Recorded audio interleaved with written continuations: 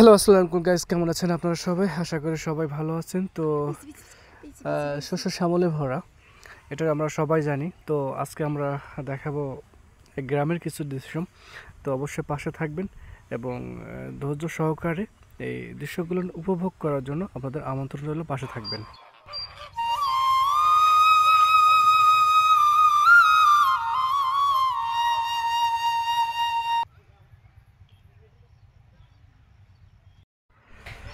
তো গাইস, এই যে আপনারা দেখতে পাচ্ছেন, এই যে মাঠে শস্য শ্যামল, এগুলো আসলে ধান কেটে রাখছে, দেখছেন মুরগিগুলোর দৃশ্য।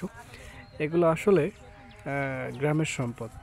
এগুলো গ্রামের সম্পদ বলা যেতে পারে, কারণ এগুলোই মূলত গ্রামে মানুষ পশুপালন করে জীবিকা নির্বাহ করে এবং এগুলোই তাদের হচ্ছে মেইন সম্পদ। তো গাইস, ধান কাটার পরে দেখেন কত সুন্দরভাবে ধান বেঁধে রাখে, এভাবে তারা। তো অবশেষে দেখা যায় অনেকেই আবার তাদের গ্রাম্য মহিলা বলেন, পুরুষ বলেন, সবাই তাদের এই ধানগুলো আনন্দের সহিত বাসায় নিয়ে যায়। তাদের এটাই হচ্ছে মেহনত আনন্দ, আর এটাই হচ্ছে তাদের মেহনত কাজগুলো তারা করে থাকে। তো গাইস, দেখতে থাকুন।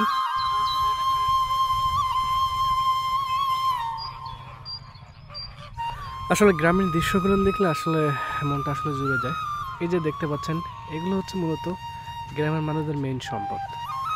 এগুলো তারা নিজের বাচ্চার মতো পালন করে থাকে এবং নিয়মিত এগুলো পরিচর্যা করে থাকে সুন্দর করে, যেন এগুলো থেকে তাদের একটা অর্থ উপার্জন হয়।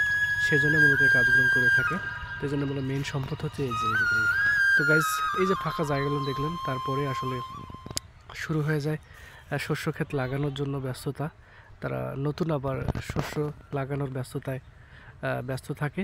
তো দেখতে পাচ্ছেন, তো এই ফাঁকা মূলত জায়গাগুলো, অর্থাৎ ধান কাটার পরে তারা মূলত এই শস্যগুলো লেগে থাকে, অর্থাৎ লাগিয়ে থাকে। তো তারপরে কিন্তু পর্যায়ক্রমে তাদের সেজন অনুযায়ী এই কাজগুলো করতেই থাকে।